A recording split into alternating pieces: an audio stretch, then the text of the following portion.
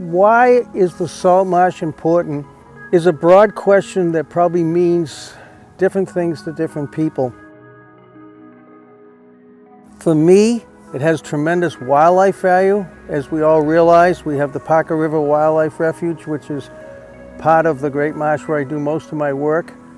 And the importance of the migrating birds and the migratory bird waterfowl, the wading birds.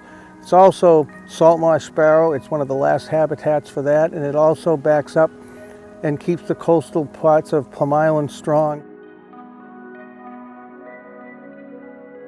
They have a huge biodiversity, and a lot of that diversity is the food chain. So those small creatures in the marsh, those little ditches, they lead up to bigger and bigger creatures and critters, and that they provide food and habitat for hundreds and hundreds of species.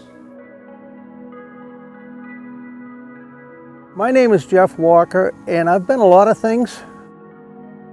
You know, I was very well educated. I went to Clark University and a master's at Springfield College.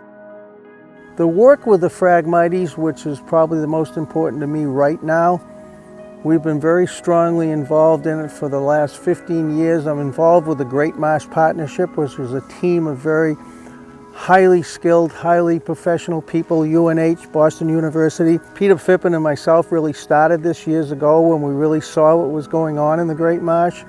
And now it's evolved. We've gotten the 2.9 Sandy grant, $2.9 million, and we've also gotten $1.4 million from the National Fish and Wildlife. So we've put a lot of money on the ground doing a lot of very good products to get rid of Phragmites, to get rid of pepperweed, also to try to help save and make the Great Marsh a better place.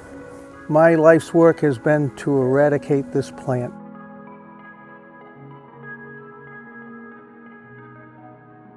My name is Doug Packer, and I'm the conservation agent for the town of Newbury.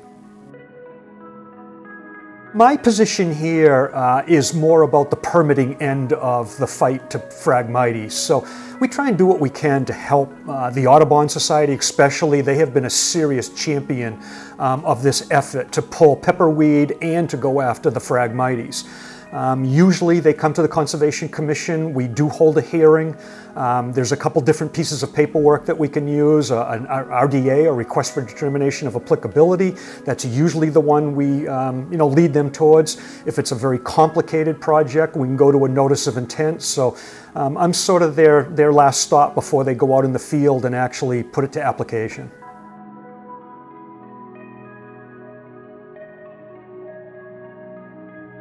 The Great Marsh up in our area is an extremely busy area. There's a lot of science going on, there's a lot of grant work going on, so at any given time there's multiple projects that are going on in the Great Marsh for many invasive species, for the health of the marsh and the marsh base itself, so it's a beautiful place to explore and to bring scientists.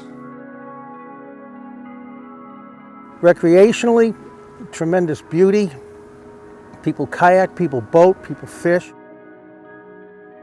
Economically, for the town of Newburyport and surrounding areas, this is a coastal plain, it's coastal barrier beach.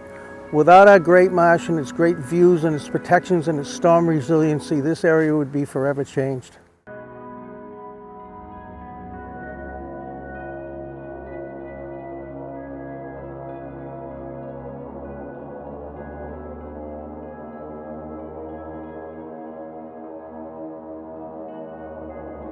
Phragmites australis is a tremendously invasive plant.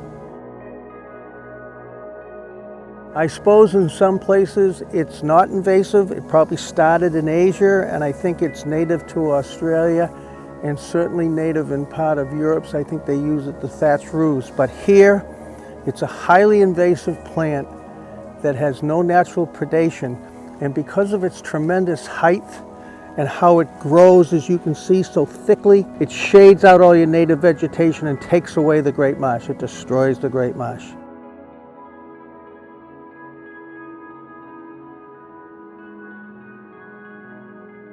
It's a tall grass. It's a reed type grass.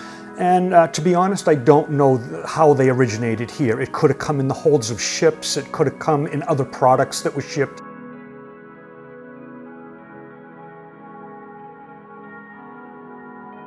It creates a monoculture. And it creates a monoculture that in the first couple of years it doesn't get that robust. It might be 3 or 4 feet high, 5 feet high. But as it starts to grow and die, it creates a mat for itself similar to a cage that you'd put to grow a peony in your garden.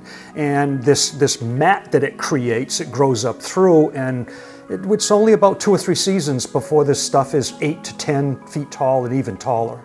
And when you go to walk through it, the dead stuff is thigh high, and it takes a Herculean effort to even walk through it. If you look down, there is absolutely no native vegetation. It's gone.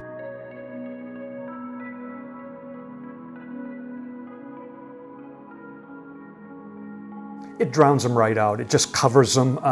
They can't compete with this grass. This grass is tall, it's extremely invasive, and it makes its own type of root mass that gets it up above the marsh a little bit and gives it that brackish water that it loves. It's really an amazing plant. It's really good at what it does.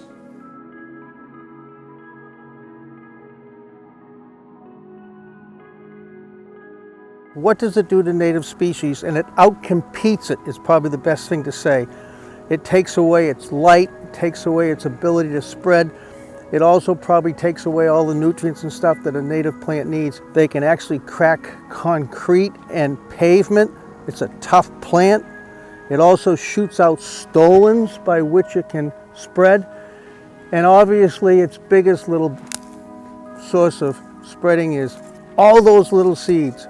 And in the old days, we used to think these seeds were not that viable. We thought they were maybe 2.5%. A lot of the work that was done by Jackson Labs UNH with Greg Moore and Dave Burdick has shown that all these little seeds, especially in large monocultures like this where there's a lot of genotypes, can be as high as 15, 20, 25% viable. So all these little seeds, if they hit the right spot, if they hit the right place, they're going to grow more Phragmites and cause more damage.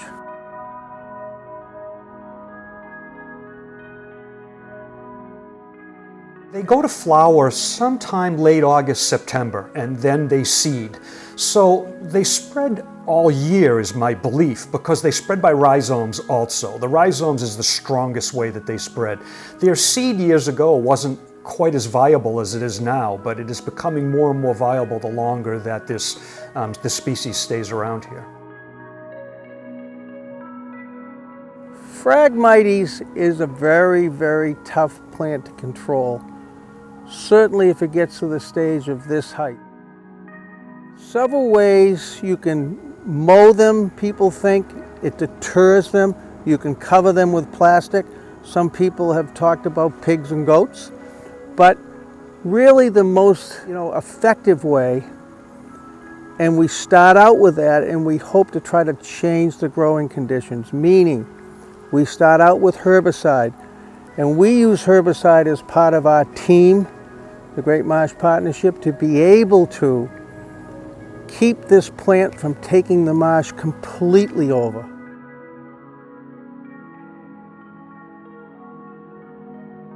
This is so dense here in the places that we're spraying, we're usually targeting the Phragmite plant only, and whatever vegetation might get hit, because the Phragmites plant hopefully goes away, will become much stronger. There's a whole native bed of seed that's in these great marshes, and if we can get rid of this plant, the natural seed kind of comes through and it restores itself.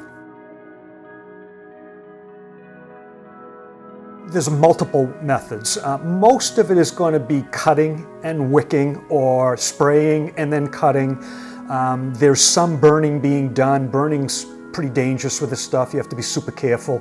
It burns like gasoline. It'll burn right over water bodies. So most of the time you'll find a type of marsh machine that has low ground pressure, and they'll go out with those machines and they put different attachments on them to either mow it or flail it, or to spray a type of either rodeo or some product on it.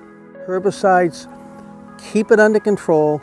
They actually knock it back enough that it changes a little bit of the growing condition, kind of takes away the oxygen pump, and some of the native stuff starts to come up through it again because it's making it less sparse.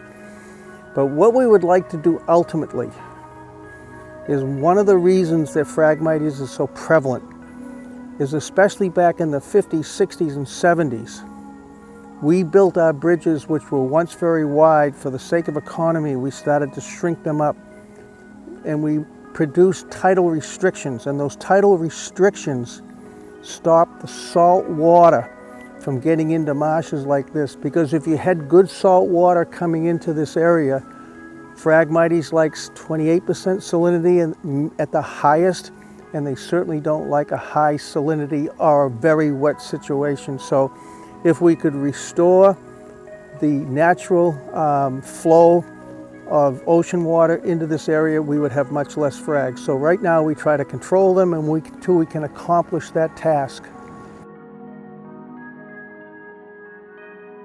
One of the reasons that we were so concerned, and probably for me, is it happened so fast.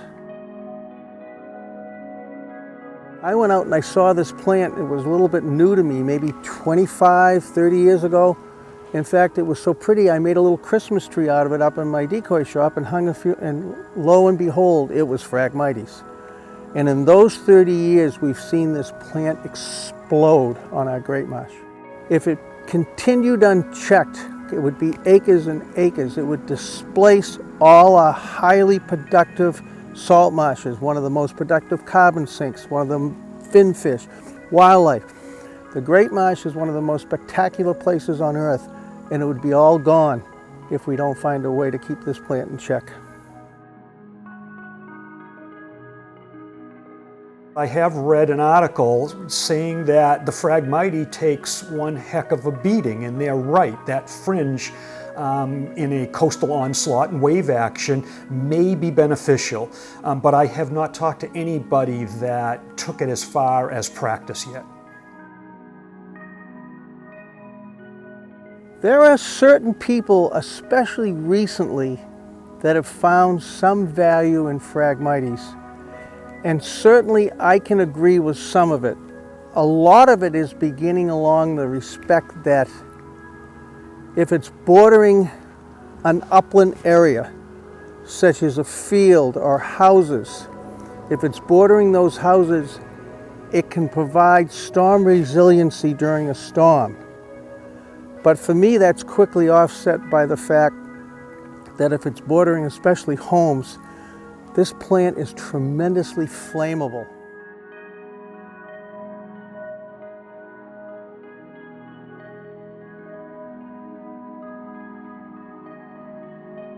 I think that every plant out there has a place, but when one plant, when this in particular, starts to take over and become that monoculture and we lose that diversity, I think we've lost.